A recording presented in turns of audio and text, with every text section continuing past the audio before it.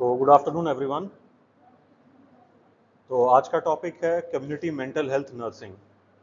So before ये topic हम start करें, आप लोगों में से कितने लोग हैं जो जिनकी पोस्टिंग साइकेट्रिक वार्ड में हो चुकी है? सबकी नहीं हुई है अभी? ठीक है। तो जिनकी पोस्टिंग हुई है साइकेट्रिक वार्ड में, आपको ऐसा क्या लगा कि जो पेशेंट्स हैं जिनको मेंटल इलनेस है वो बाकी पेशेंट से अलग कैसे हैं?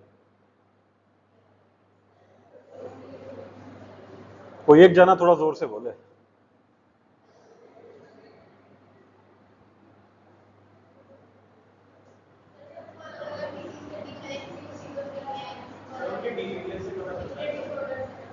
ठीक है। हाँ, उनके एबनॉर्मल बिहेवियर से पता चलता है। और अरे, और कोई है तो सबको बुला लो एक साथ। क्या होते हैं? चलो, हाइपर एक्टिव होते हैं।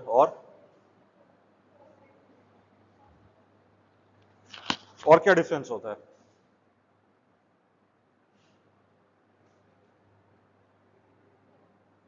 कुछ भी, आप तो हॉस्पिटल सेटअप में हो, आप तो हजारों पेशेंट्स देखे होंगे, क्या अलग होता है उनमें? हम्म,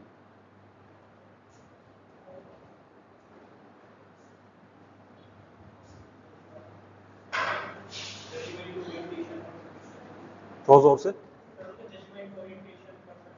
हाँ, उसमें काफी इंपेयरमेंट होता है। बहुत बढ़िया। इंसाइट में भी प्रॉब्लम्स होती हैं। गुड। अभी और कोई आना बचा है तो बुला लो एक बार सबको एक साथ।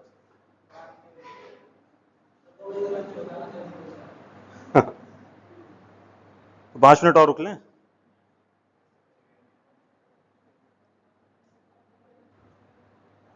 ठीक है।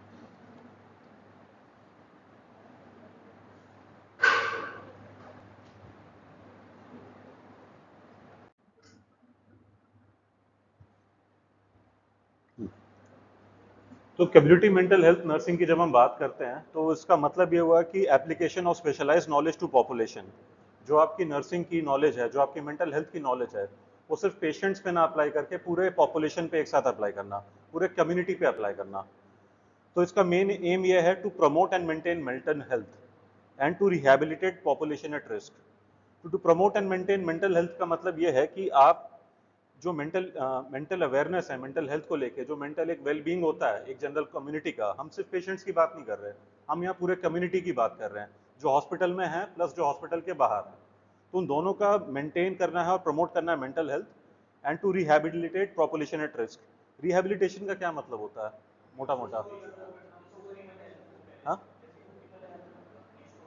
हाँ, तो वो भी है, तो जो पॉपुलेशन जिनको बीमारी है या जो एट हाई रिस्क है उनको भी रिहेबिलिटेट करना, ये गोल्स होते हैं। तो कुछ गोल्स हैं कि provide prevention activities to population for the purpose of promoting mental health. अब मेंटल हेल्थ की अगर बात करें तो प्रिवेंशन क्या होगा मेंटल हेल्थ के लिए?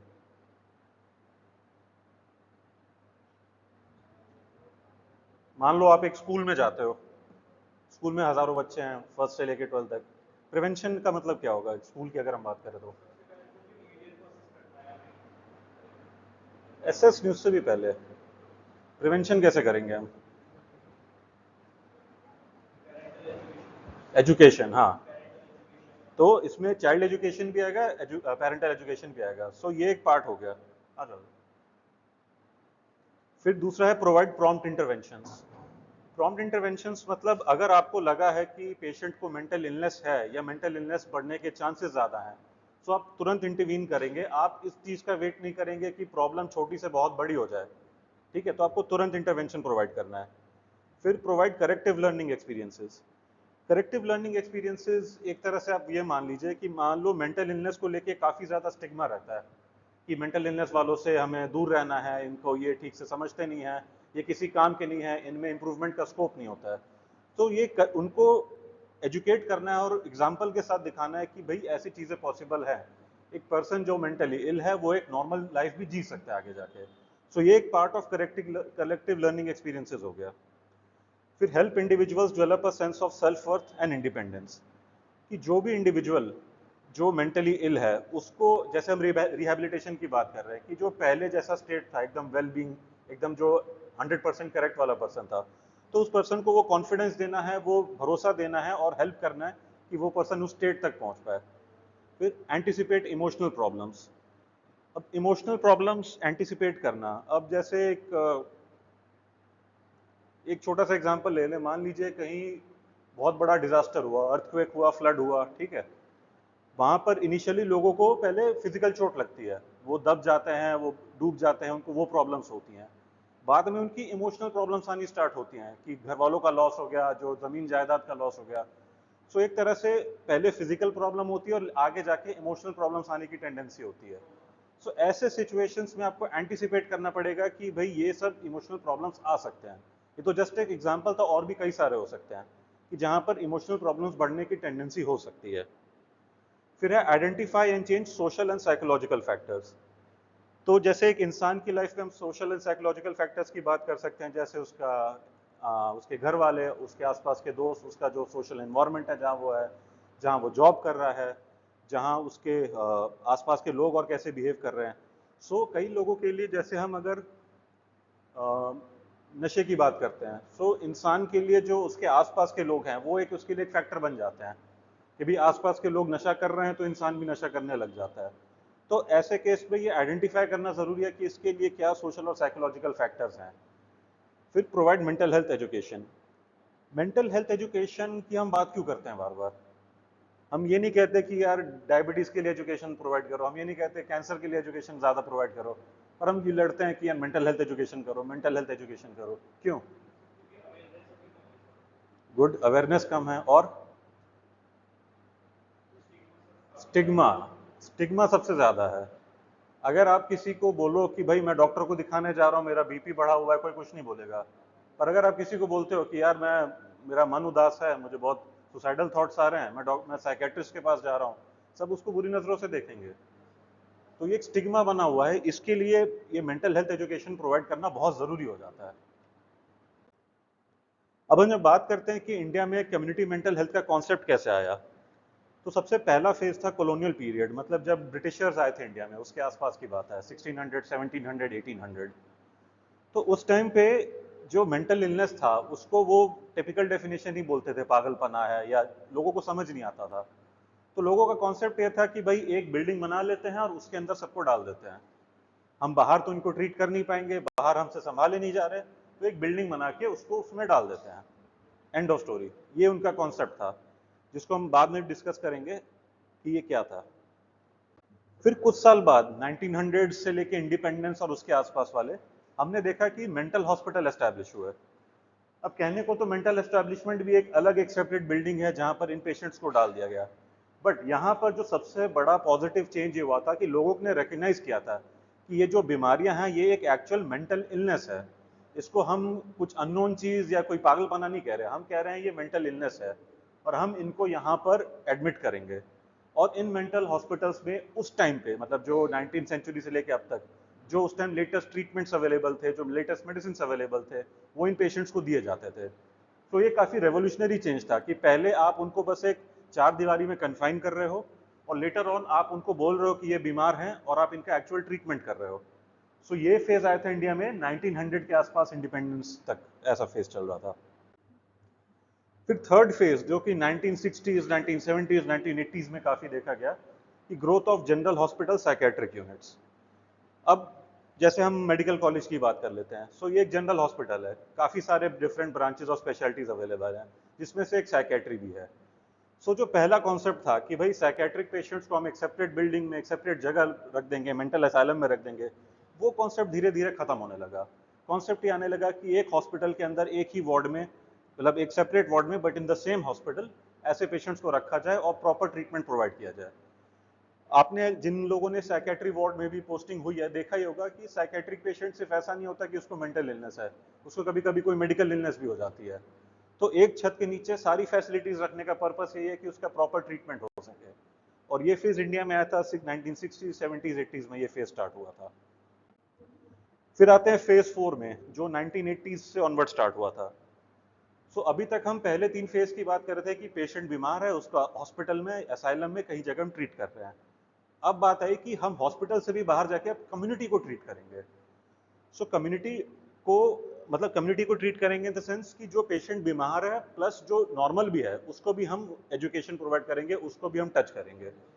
तो बीमार प्लस नॉर्मल सबको, हम पूरी कम्युनिटी को टच करेंगे। तो कम्युनिटी इंटीग्रेशन में कई सारी चीजें आ सकती हैं, जैसे फैमिली सपोर्ट, जिसमें फैमिली काउंसलिंग होता है, फैमिली सेल्फ हेल्प ग्रुप्स होते हैं, ग्रुप हाउसिंग होता है कि जो पेशेंट्स बीमार हो वो एक कॉमन हाउसिंग में रहते हैं under the supervision of medical personnel.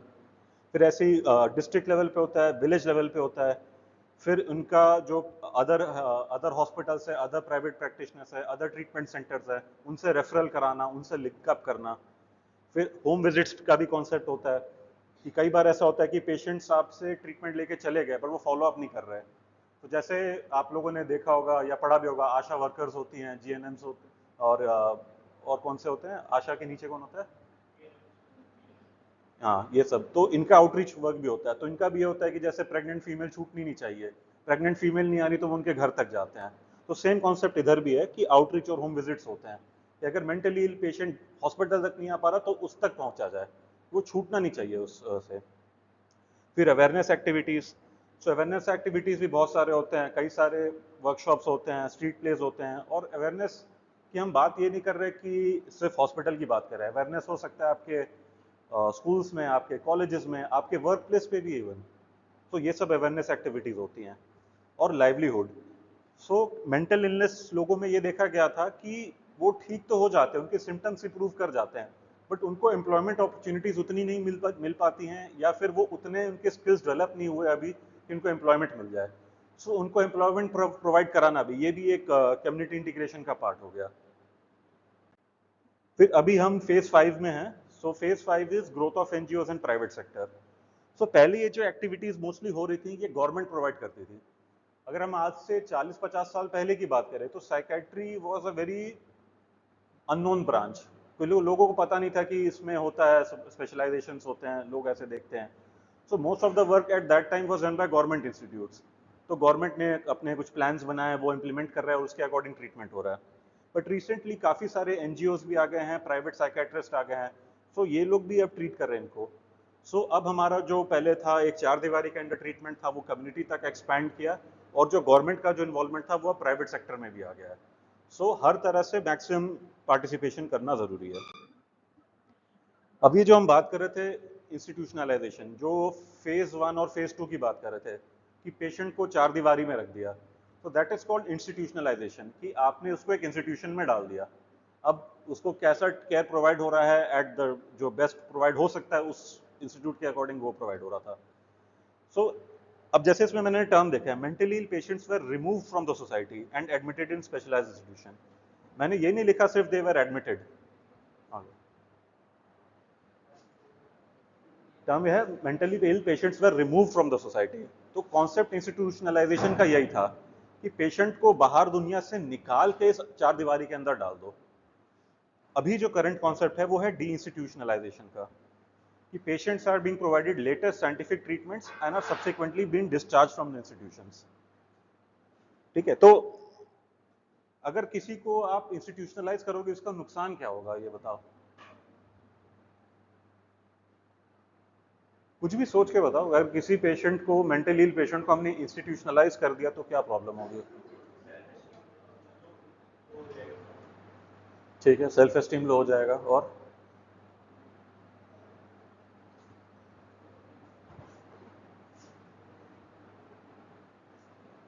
और थोड़ा सोचो यार। किसी पेशेंट को हम इंस्टीट्यूशनलाइजेशन की हम ये बात नहीं कर रहे 10 दिन के लिए, 15 दिन के लिए या एक महीने के लिए, हम यहाँ बात कर रहे हैं महीनों सालों के लिए। सो अगर ऐसे पेशेंट को आपने इंस्टीट्यूशनलाइज किया तो क्या प्रॉब्लम होगी?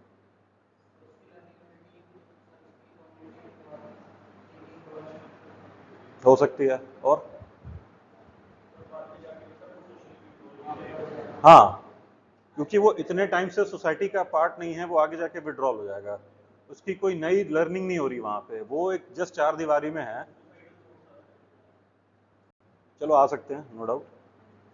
इसलिए डीइंस्टीट्यूशनलाइजेशन का कॉन्सेप्ट है अभी कि आपको पेशेंट को इंस्टीट्यूट से निकाल के सोसाइटी में इंटीग्रेट करना जरूरी है। सो इस रिगार्ड में गवर्नमेंट ऑफ इंडिया ने 1982 में national mental health programme launch किया था। द सिंपल गोल था कि to provide mental health care to all. ठीक है, तो इनके ऑब्जेक्टिव्स थे to provide mental health care to all the needy, जिसको भी मेंटल हेल्थ केयर की रिक्वायरमेंट है सबको प्रोवाइड किया जाए। Encourage application of mental health knowledge, जो भी उस टाइम के लेटेस्ट साइंटिफिक गाइडलाइंस हैं, जो लेटेस्ट हमने टेक्निक्स और जो भी ट्रीटमेंट सीखा है उसको अप्लाई किया जाए। To promote community participation, community participation का सिर्फ मतलब ये नहीं है कि एक पेशेंट बीमार है उसके घर वालों को हमने इन्वॉल्व कर लिया हमारा काम हो गया। अगर पेशेंट किसी वर्क प्लेस पे है तो वर्क प्लेस वालों को भी इन्वॉल्व करना है, उनको भी एजुकेशन देना है। अगर कोई बच्चा है किसी स्कूल या कॉलेज का पार्ट है तो उसको भी इन्वॉल्व करना है। जहां जहां वो जाता है, जिस जिस जगह काम करता है, जिन जिन लोगों के साथ टाइम स्पेंड करता है, सबका इन्वॉल्वमेंट जरूरी है। फिर prevention and treatment of mental disorders and their associated disabilities. So again prevention वाला गोल हमारा आ गया, ट्रीटमेंट आ गया, और जो डिसेबिलिटीज होते हैं तो जैसे कई लॉन्ग टर्म क्रॉनिक इलनेस हो गए जैसे स्किज़ोफ्रेनिया, इसमें देखा गया है कि सोचने समझने की क्षमता थोड़ी कम हो जाती है। तो हमारा गोल सिर्फ ये नहीं रहेगा कि पेशेंट का हमने डेल्यूजन मैनेज कर लिया, हेलुसिनेशन मैनेज कर लिया। हमारा गोल ये रहेगा कि उसका जो कॉग्निशन है, जो उसकी बुद्धि है, वो भी थोड़ा उस पर हम काम करें ताकि वो पहले जितनी नॉर्मल हो सके। Use of mental health technologies to improve general health services, तो इसमें कई सारे टेक्नोलॉजीज हो गए हैं। जैसे आज के टाइम में हम अगर बात करें तो इंटरनेट की टेक्नोलॉजी हो गई, उस टाइम पे काफ़ी सारे कम्युनिटी मॉडल्स होते थे। जैसे 1980s 90s में पीजीआई चंडीगढ़ और इनके आसपास के एरियाज में काफ़ी कॉमन होता था कि एक इंस्टीट्यूट होता था, इंस्टीट्यूट के एक आसपास के एरिया, मान लो 5-10 किलोमीटर का रेडियस या उस डिस्ट्रिक्ट को आपने कवर कर लिया। डिस्ट्रिक्ट के हर मेजर पॉइंट पे या से मान लो हर गांव में या इधर एक एक फील्ड विजिट करा लिया। तो उनका काम होता था कि यहाँ से आइडेंटिफाई करना कि कौन मेंटली इल है कौन नहीं, थोड़ा एजुकेशन प्रोवाइड कर लिया, फिर जो इल है उनको वापस उस इंस्टीट्यूट तक लेके आना और बाकी लोगों को एजुकेशन प्रोवाइड करना। तो इससे एक सिंगल इंस्टीट्यूट काफ़ी ज़्यादा चीज़ों को कवर कर सकता था। उनका ये गोल नहीं होता था कि हम हर गांव जाके ओपीडी लगाएंगे, उनका था कि हमने अपना एक वर्कर भेजा, उसने एजुकेट किया, उसने आइडेंटिफाई किया कि भाई ये बीमार हो सकता है, उसको वापस इंस्टीट्यूट लाया, इंस्टीट्यूट ने ट्रीट किया, फिर वापस भेजा। तो ऐसे कई सारे टेक्नोलॉजीज होते हैं। फिर application of mental health principles in total national development to improve quality of life. Quality of life से आप लोग क्या समझते हो?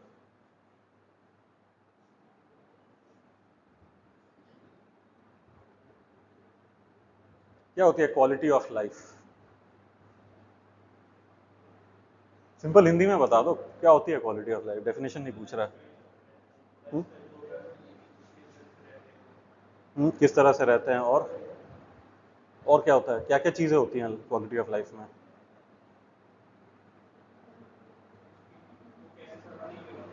हम्म? हम्म। हाँ, तो क्वालिटी ऑफ लाइफ में ये चीज़ें आ गई, आपके आपका काम हो गया, आपका जहाँ पढ़ाई कर रहे हो, आपकी फैमिली हो गई, हाँ, आपका घर बार, जो भी सारे अलग अलग रहते हैं वो पार्ट होते हैं क्वालिटी ऑफ लाइफ। अब आप कोई भी क्रॉनिक इलनेस देख लो, चाहे आप कैंसर ले लो, चाहे आप डायबिटीज़ ले लो जो सीवियर डायबिटीज़ स्टेज में है, और मेंटल इलनेस, इनसे क्वालिटी ऑफ लाइफ खराब होती है। इंसान से जो एक्सपेक्टेड होता है कि जो काम कर पाए, जो पार्टिसिपेशन हो अपने बाकी एक्टिविटीज़ में, वो नहीं कर पाता है। सो एक ऑब्जेक्टिव इनका ये भी था to improve the quality of life. तो इसके अप्रोचेस क्या क्या थे? जैसे मैंने बात किया था diffusion of mental health skills to the periphery, कि अपने एक इंस्टीट्यूट से उन्होंने अपने वर्कर्स भेजे, गाँव तक कवर किया।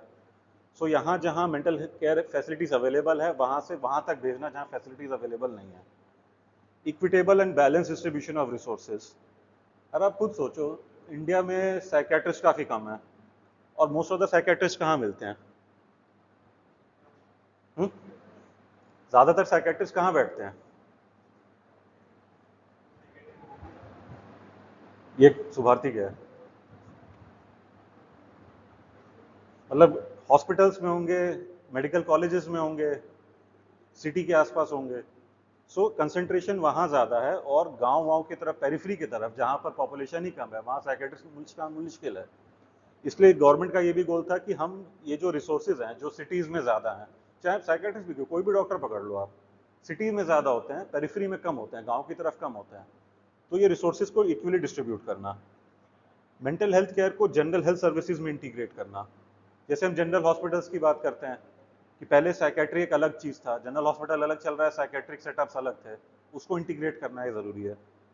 Linkage to community development, utilisation of existing infrastructure to deliver minimum standards of mental health care services, कि जो हमारे पास ऑलरेडी एग्जिस्टिंग रिसोर्सेज हैं हम उनको एक्स्ट्रा क्रिएट नहीं कर रहे, बट एग्जिस्टिंग रिसोर्सेज को ही अच्छे से यूज करके हम मेंटल हेल्थ केयर प्रोवाइड कर रहे हैं। Provision of appropriate task oriented training to the existing staff.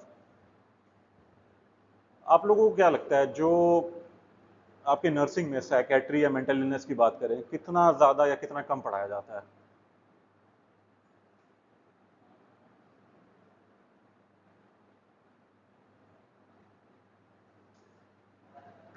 ज्यादा पढ़ाया जाता है कि कम पढ़ाया जाता है? हाँ, बाकी सब्जेक्ट्स नहीं पढ़ाया जाता है। क्या ये हाल पूरे इंडिया का है? क्या ऐसा पूरे इंडिया में फॉलो होता है? नहीं। सो इसीलिए ये भी गवर्नमेंट ने मैंडेटरी किया कि जो स्टाफ है जो काम कर रहा है उसको भी हम मेंटल इलनेस की ट्रेनिंग दें, तभी वो जाके कम्युनिटी में आइडेंटिफाई कर पाएगा, वो एजुकेशन प्रोवाइड कर पाएगा बाकी लोगों को। तो उसके पैरेलल में 1996 में फिर district mental health programme start हुआ था, और उसमें उनका गोल ये था कि सारे वर्कर्स की ट्रेनिंग होगी। फिर इवन जो नर्सिंग से लेके जो जनरल फिजिशियंस हैं, जो एमबीबीएस डॉक्टर्स हैं या अदर स्पेशलिटीज़ के डॉक्टर हैं, उनकी भी ट्रेनिंग होगी। इसमें इनको फिर एजुकेशन भी प्रोवाइड किया जाएगा, और मेन गोल यही था to increase awareness and to reduce stigma, and outpatient and indoor services for early detection and treatment. यहाँ पर इनका गोल अब ये होने लग गया कि हम ट्रीटमेंट के साथ साथ एडमिशन भी प्रोवाइड करेंगे in the district mental health program. फिर डिस्ट्रिक्ट मेंटल हेल्थ प्रोग्राम की टीम में कौन कौन आता है? साइकेट्रिस्ट आता है, clinical psychologist, psychiatric social worker, psychiatry या community nurse, program manager, case registry assistant, record keeper. So ये सारे लोग मिलके एक टीम बनाते हैं। अब आप लोग बोलोगे कि इसमें सबका अलग अलग रोल होता है। ऐसा जनरली सोचने में ये लगता है कि साइकेट्रिस्ट दवा लिखेगा, साइकोलॉजिस्ट काउंसलिंग प्रोवाइड करेंगे, सबके अलग अलग काम है, बट ऐसा नहीं होता है। ऊपर लिखे वर्ड लिखा है टीम। तो टीम का मतलब ये है कि ये सारे लोग मिलके वो अपना रिस्पॉन्सिबिलिटीज एक दूसरे का मैनेज करेंगे, डिस्ट्रीब्यूट करेंगे और एक दूसरे की हेल्प करेंगे। एक नर्स ये नहीं कह सकते कि भाई हम काउंसलिंग प्रोवाइड नहीं करेंगे, ठीक है, उनका काम है असिस्ट करना। सिमिलरली जो साइकेट्रिस्ट का भी काम टॉप टू बॉटम सबको मैनेज करना, सबके साथ एक इक्विटेबल डिस्ट्रीब्यूशन रखना। तो नर्सिस के रोल क्या क्या आते हैं इसके अंदर, कि जो इन पेशेंट्स है उनको केयर प्रोवाइड करना। एक डॉक्टर या बाकी टीम जो होगी वो फील्ड में हो सकती है, वो ओपीडी में हो सकती है, बट एक नर्स होगी जो एक पेशेंट के 24/7 टच में रहेंगे, तो इसलिए उनका रोल काफ़ी इंपॉर्टेंट होता है। पेशेंट्स के बेसिक नीड्स मीट करना, कंडक्टिंग ऑक्यूपेशनल थेरेपी। सो ऑक्यूपेशनल थेरेपी ये भी एक पार्ट ऑफ रिहैबिलिटेशन जैसा हो गया, तो वो भी कंडक्ट करना एक नर्स के रोल में आता है। Recreational therapy, individual and group therapy, mental health education to families and the public in general. So last वाला पॉइंट वही है जो हमारा एजुकेशन प्रोवाइड करना और स्टिग्मा रिड्यूस करना। Actively participate in decentralized training to professionals and non-professionals working at taluk and PHCs। Line थोड़ी complicated है, बट मतलब यही है कि जो ANMs हो गए, जो अदर वर्कर्स हो गए, आशा वर्कर्स हो गए, जो तालुक लेवल पे, सब सेंटर लेवल पे काम करते हैं, उनको भी ट्रेनिंग प्रोवाइड करना एक नर्स का जॉब होता है। और ट्रेनिंग किस चीज़ में प्रोवाइड करेंगे? मेंटल हेल्थ के रिगार्डिंग। एक आशा वर्कर या की मिनिमम एजुकेशन कितनी होती है? 10th। तो एक आशा वर्कर की मिनिमम एजुकेशन 10th होती है, और एक नर्स को तो at a bare minimum graduate तो होगी। सो दैट वाई उनका ये रिस्पॉन्सिबिलिटी होता है कि बाकी लोगों की भी ट्रेनिंग करें जो बाकी अदर वर्कर्स हैं। सिमिलरली सुपरवाइज करना उनका काम इस फील्ड में, वो भी उनके लिए बहुत ज़रूरी हो जाता है।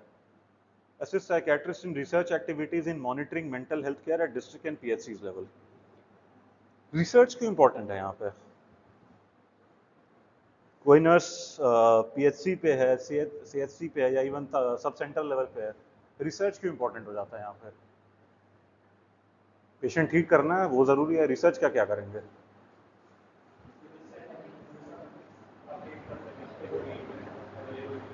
किसको अपडेट करता है? नहीं बताओ। ठीक है, और क्या बता रहे थे आप लोग? क्या एनालाइज कर रहे हैं?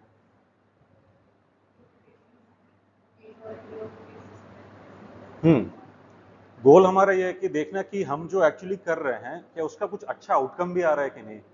हमने कर लिया, ठीक है भाई, हम मेंटल हेल्थ टीम बना लिया हमने, हम पेशेंट्स ट्रीट कर रहे हैं, बट जब तक हम देखेंगे नहीं कि ये इफेक्टिव है भी कि नहीं, हम जिनको बात कर रहे हैं, जिनको हम केयर कर रहे हैं, उनमें इंप्रूवमेंट आ रहा है कि नहीं, उनमें वो बेटर हो रहे हैं कि नहीं, तब तक हम ये नहीं बता पाएंगे ना कि हमारा प्रोग्राम सक्सेसफुल था भी कि नहीं। प्लस इससे ये गवर्नमेंट को एक एडवांटेज ये मिलता है कि उनको एक आइडिया लग जाता है कि हाँ कितनी मेंटल इलनेस है, कितने हमारे और रिसोर्सेज लग सकते हैं, क्या किसी पर्टिकुलर एरिया में रिसोर्सेज ज़्यादा लगेंगे या कहीं कम लगेंगे। इसलिए रिसर्च भी बहुत ज़रूरी हो जाता है। आप कोई भी सब सेंटर या पीएससी लेवल पे देखेंगे, फीडबैक लिया जाता है जो भी स्टाफ है, तो उनके फीडबैक का पार्ट यही होता है। जैसे आशा वर्कर से लिया जाता है कि आपने कितने प्रेगनेंसीज कंडक्ट करवाए, कितने लोगों को आयरन फॉलिक एसिड टैबलेट्स दिए, वैसे इनका भी यही है। So that is part of the research.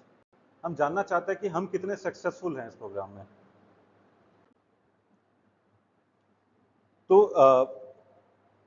Models of preventive psychiatry, ये आपको पता है, प्राइमरी सेकेंडरी टर्शियरी प्रिवेंशन।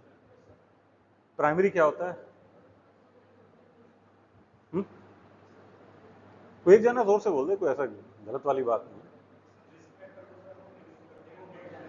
हाँ, ठीक है, रिस्क फैक्टर्स रिमूव करते हैं। सेकेंडरी क्या होता है? बहुत बढ़िया। टर्शियरी क्या होता है?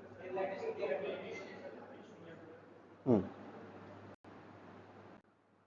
तो जैसे हम इसमें बात कर रहे हैं, प्राइमरी हो गया कि बीमारी अभी तक बनी नहीं है बट रिस्क फैक्टर्स प्रेजेंट हैं, तो वहां उसको रिस्क फैक्टर को रिमूव करने में हेल्प करना। सेकेंडरी मतलब डिजीज का ऑनसेट हो गया है, मेंटल इलनेस आ गई है, उसको हमें जल्दी से जल्दी डिटेक्ट करना है और ट्रीट करना है, और जो जिस स्टेज में है उसको स्टेज से आगे बढ़ने से रोकना है। टर्शियरी हो गया कि जो उसके कॉम्प्लिकेशंस हैं उसको हमें कम करना, अगर काफी हो गया तो अब उसको रिहेबिलिटेट करना। तो ये 3 स्टेजेस होते हैं प्रिवेंशन के। तो प्राइमरी प्रिवेंशन में क्या रोल हो सकता है? इसको अगर भूल भी जाओ, ये लाइन छोड़ दो, एक नर्स का प्राइमरी प्रिवेंशन में क्या रोल हो सकता है?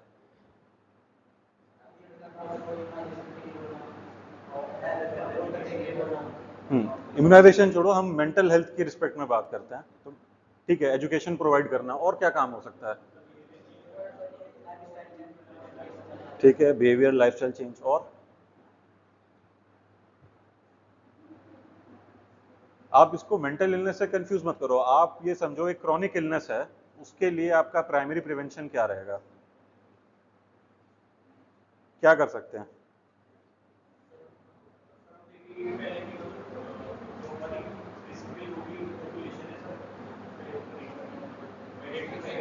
आइडेंटिफाई करेंगे, ठीक है, और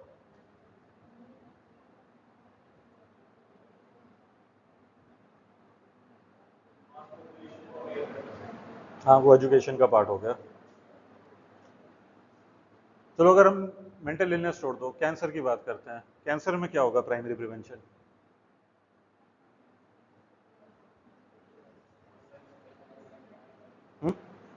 थोड़ा जोर से। लाइफस्टाइल मॉडिफिकेशन, ठीक है, और कैंसर के लिए क्या होगा प्राइमरी प्रिवेंशन?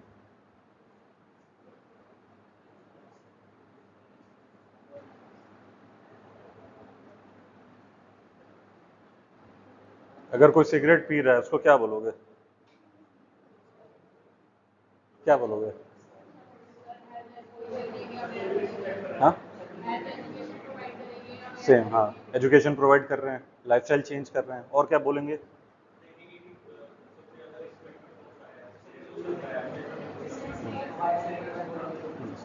तो सेम चीज़ें हमें मेंटल इलनेस के लिए भी करनी है।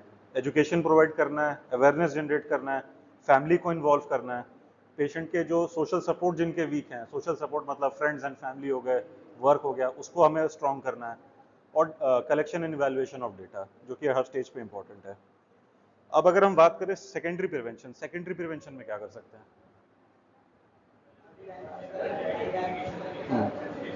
सो आप as a nurse early diagnosis कैसे करोगे? हुँ? कोई एक बोलो और थोड़ा जोर से बोलो। हाँ, गुड, हाँ, ऑब्जर्वेशन एंड हिस्ट्री कलेक्शन, और क्या फिजिकल एग्जामिनेशन करोगे? ठीक है। हुँ? ठीक है, और क्या कर सकते हैं सेकेंडरी प्रिवेंशन में? अरे सही बता रहे हो, थोड़ा सोचो। एमएससी? तू यार सड़क चलता हुआ आदमी है, तो उसका एमएससी करने थोड़ी बैठोगे। चलो ठीक है, और क्या कर सकते हैं, मतलब वो एग्जामिनेशन का ही पार्ट हो गया, ठीक है। हिस्ट्री एग्जामिनेशन हो गया। और क्या कर सकते हैं सेकेंडरी प्रिवेंशन में? सेकेंडरी प्रिवेंशन मतलब डिजीज हो बन गया है, अब आगे क्या करना है, आपने कहा हम अर्ली डायग्नोसिस, ट्रीटमेंट। सो ट्रीटमेंट में आप एज अ नर्स कैसे हेल्प करोगे? हम्म? कैसे? कैसे?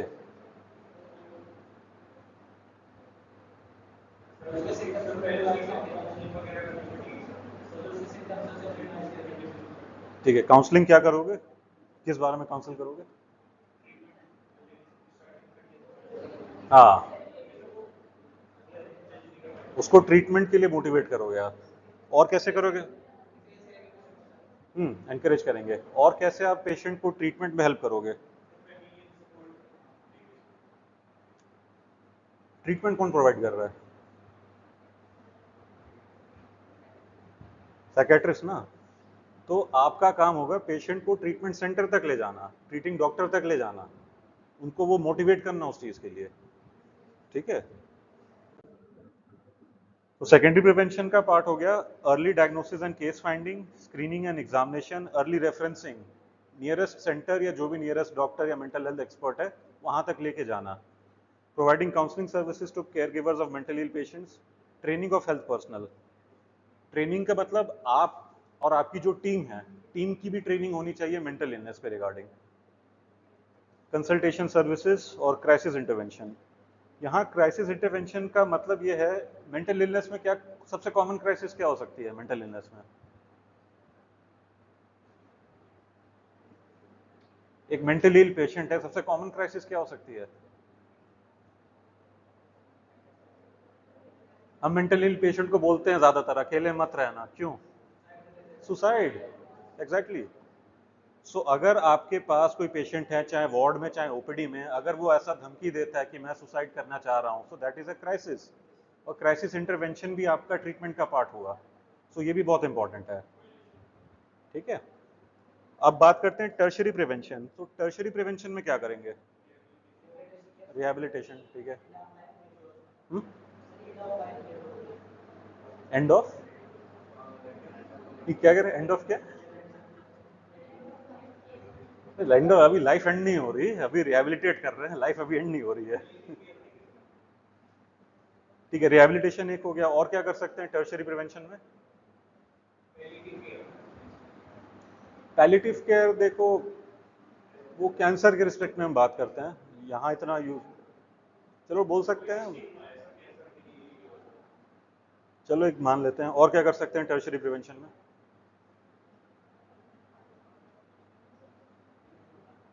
पेशेंट की बीमारी हो गई है, रिहैबिलिटेट करना है, और क्या क्या है? एग्जैक्टली exactly, ये सब है, ये सब हमें करना है। तो टर्शरी प्रिवेंशन में हो जाएगा active involvement with the friends and family, occupational and recreational activities, constant communication between community health nurses and mental health institution regarding the follow up. Patient जब एक इंस्टीट्यूट से डिस्चार्ज होकर जाता है, जैसे मैंने कहा था कि आउटरीच का काम भी हो जाएगा, कि अगर वो फॉलो अप नहीं कर रहा तो कम्युनिकेशन हमें बनाना है कि वो वापस ट्रीटमेंट के लिए आए। और जनरली होता ये नहीं है कि एक, सपोज हम इस इंस्टीट्यूट की बात कर लें, तो ये इंस्टीट्यूट इतना केपेबल नहीं होगा कि मान लो 100 पेशेंट है, 100 लोगों को ये रिहैबिलिटेशन प्रोवाइड कर पाए। तो इसके लिए हमें और एजेंसीज देखनी पड़ेंगी, और एनजीओज क्या हैं, और प्राइवेट प्लेयर क्या हैं मार्केट में, जिनके पास हम पेशेंट्स को भेज सकते हैं, रेफर कर सकते हैं, और ये रिहैबिलिटेशन हम करवा सकते हैं। सो उसके रिगार्डिंग अवेयरनेस भी बहुत जरूरी है। फिर वही psychiatric rehabilitation to provide the best possible community role which will enable the patient to achieve maximum range of activity, interest and of which he is capable. तो साइकेट्रिक रिहैबिलिटेशन पूरी team की responsibility होती है, psychiatrist से लेके psychologist से social worker, जो project manager है, नर्स, सबकी रिस्पॉन्सिबिलिटी होती है ये। तो इसमें भी आपका मेन रोल ये हो सकता है कि इंडिविजुअल का आपको एसेस करना है, असेस इन द सेंस कि ये जो पर्सन है इसके क्या स्ट्रॉन्ग स्किल पॉइंट्स हैं, पहले क्या काम करता था और किसकी किस स्किल को डेवलप किया जा सकता है। सिमिलरली आपको फैमिली को असेस करना है, क्या फैमिली एक्चुअली इस पेशेंट के लिए सपोर्टिव है। हमने पेशेंट ठीक कर दिया बट क्या फैमिली सपोर्टिव है इस चीज के लिए, क्या फैमिली हेल्प कर सकती है हमारी रिहैबिलिटेशन में, या फिर वो अड़ंगा पैदा करेंगे रिहैबिलिटेशन में। फिर सोशल सपोर्ट, पेशेंट के जो जहां वो पहले काम करता था, जो उसके फ्रेंड्स हैं, जो आसपास के लोग हैं, क्या वो सपोर्टिव हैं कि नहीं। और कम्युनिटी इन जनरल, कि आसपास का जो जितने भी लोग हैं, आप कम्युनिटी से सीधा मतलब रखो, जो पेशेंट घर के बाहर कदम रखता है, जो भी उसके फील्ड ऑफ विजन में जो लोग हैं, वो उसकी पार्ट ऑफ कम्युनिटी है, क्या वो सपोर्टिव है कि नहीं पेशेंट के लिए। तो ये सब असेसमेंट करना बहुत जरूरी हो जाता है। ऐसी कुछ स्पेशल पॉपुलेशन है जैसे children and adolescents, women, elderly, handicapped, या जिनको एचआईवी है, इनको स्पेशल पॉपुलेशन क्यों बोलते हैं। ठीक है, वल्नरेबल पीपल हैं। और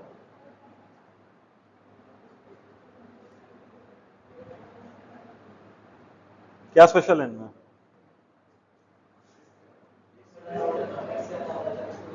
हम्म? किस चीज का रिस्क, नहीं किस चीज का रिस्क बढ़ रहा है इन लोगों में। मेंटल इलनेस की बात कर रहे हैं ना, मेंटल इलनेस का रिस्क बढ़ रहा है इन लोगों में, इसलिए स्पेशल पॉपुलेशन है। और अगर हम सिंपल एक बच्चे की बात करें, बच्चा इतना ओपन अप नहीं होता लोगों से, ठीक है, डॉक्टर से मे भी ओपन अप ना करे बट मे भी नर्सेज से कर ले, या जिनके टच में है, जो उनसे रेगुलर 24/7 वार्ड में देख रहे हैं, उनसे ओपन अप कर ले। ऐसी एल्डरली लोग को बहुत ज़्यादा विक्टिमाइज किया जाता है। जितने भी आप ओल्ड एज होम्स देख लो, काफ़ी ज़्यादा एक रिस्क रहता है कि उनको फिजिकल वायलेंस हो रहा है उनके साथ। तो एज अ नर्स भी आपकी रिस्पॉन्सिबिलिटी बन जाती है कि इनको आप देखो, असेस करो कि ये प्रॉब्लम फेस तो नहीं कर रहे हैं। इसलिए ये स्पेशल पॉपुलेशन है। एचआईवी अगेन एक बहुत बड़ा स्टिग्मेटाइजिंग इलनेस है। एचआईवी पेशेंट्स डील किए आप में से किसी ने, नहीं देखा है ना, वही तो, देखा है ना कितना स्टिग्मा होता है उनके साथ। पहले ये टेंडेंसी थी कि भाई इनको छूना भी नहीं है, आइसोलेट कर देते थे भाई। सो ये स्टिग्मेटाइजिंग कंडीशन है ये भी, इसलिए इसमें इसका रोल आप लोग का और भी बढ़ जाता है।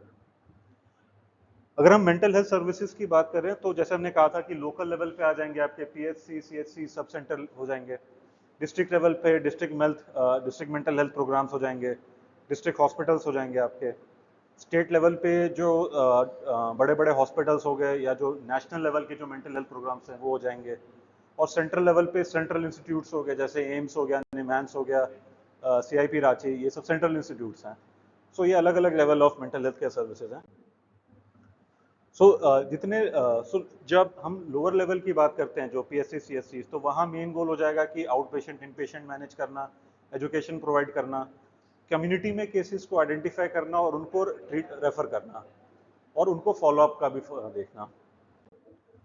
जब हम एक लेवल ऊपर जाते हैं, जो सेकेंडरी लेवल पे आ जाते हैं, तो हमारा तो गोल आपका बढ़ जाएगा कि आउट पेशेंट और इन पेशेंट ट्रीटमेंट प्रोवाइड करना है, education and training, research and rehabilitation जो कि प्राइमरी लेवल पे नहीं था, referral and follow up, community outreach programme, mental health education. और जब हम उससे भी एक लेवल ऊपर चले जाते हैं तो सेम चीजें होती हैं, प्लस इसमें training and education and research, ये भी काफी एक इंपॉर्टेंट पार्ट हो जाता है। बिकॉज गवर्नमेंट कोई प्लान क्यों क्यों इम्प्लाई करेगा, किसी प्लान में पैसा क्यों डालेगा, उसको चाहिए एविडेंस ना, कि इतने इतने लोग बीमार हैं, इतने इतने लोगों का ट्रीटमेंट करना है और इतने ट्रीटमेंट से इतना फायदा होगा। गवर्नमेंट का पैसा वैसे ही नहीं है, एटलीस्ट ऑन पेपर तो नहीं है। तो वो 1 रुपये भी वहां लगाएगा जहां उसको लगेगा कि मेरे 1 रुपये का कुछ एडवांटेज होगा। और आप ये प्रूव कैसे करोगे, आप रिसर्च के थ्रू दिखाओगे कि 100 लोगों को हमने ट्रीट किया, इतने लोग बेटर हुए और इतना अच्छा आउटकम आया। तब गवर्नमेंट इंटरेस्टेड होगी कि चलो ठीक है, हम अपना पैसा लगाएं, हम एक मेंटल हेल्थ केयर प्लान बनाते हैं। That is the reason for that. ऐसी काफ़ी सारी मेंटल हेल्थ एजेंसीज भी हैं, काफ़ी सारे गवर्नमेंट हैं, प्राइवेट हैं, नेशनल है, इंटरनेशनल हैं। इसमें भी अलग अलग लेवल पे डिपेंडिंग ऑन क्या क्या डिमांड्स होते हैं, आपके रोल्स काफ़ी वेरी करेंगे। बट जो रोल्स हमने प्रीवियसली डिस्कस किया था, गोल्स वही रहेंगे मोस्टली। इसमें आप लोगों ने किसी ने सुना है मेंटल हेल्थ केयर एक्ट, नाम सुना है, सुना है, कौन से साल में आया था। हुँ? हाँ, तो 1980 से वो पुराना वाला था, जो 17 वाला है वो रिसेंट वाला है। उसमें एक नया कॉन्सेप्ट उन्होंने लॉन्च किया है कि एक मेंटल हेल्थ रिव्यू बोर्ड। हाँ, है ना। तो मेंटल हेल्थ रिव्यू बोर्ड में उन्होंने ये कहा है कि काफी सारे मेंबर्स की लिस्ट लिखी है कि ये लोग इस रिव्यू बोर्ड का पार्ट बन सकते हैं। रिव्यू बोर्ड का काम है कि देखना कि जो पेशेंट्स एडमिट हो रहे हैं साइकेट्रिक सेटअप में वो ठीक से एडमिट हो रहे हैं कि नहीं, उनकी प्रॉपर केयर हो रही है कि नहीं, और जो डिसेबिलिटी है उनका सर्टिफिकेट इशू करना है कि नहीं। सो इस मेंटल हेल्थ रिव्यू बोर्ड का एक सिग्निफिकेंट मेंबर जो कि हो सकता है वो एक साइकेट्रिक नर्स भी हो सकती है। सो उनका कंडीशन ये है कि we want mental health experts, जिसमें से एक्सपर्ट उन्होंने एक साइकेट्रिक नर्स को भी रखा है। सो वहां पे भी आपकी रिस्पॉन्सिबिलिटी होती है, हर स्टेट को has to make a mental health review board and one of the chief member could be a psychiatric nurse as well. So ये भी आपको जानना जरूरी है कि यहाँ पे भी आपकी रिस्पॉन्सिबिलिटीज होती हैं। सिर्फ हम अगर बात करें सिर्फ ओपीडी और वार्ड में रोल्स एंड रिस्पॉन्सिबिलिटीज खत्म नहीं होते, रिस्पॉन्सिबिलिटीज एक स्टेट लेवल तक के ऑर्गेनाइजेशन तक जा सकती है हमारी। Okay, thank you.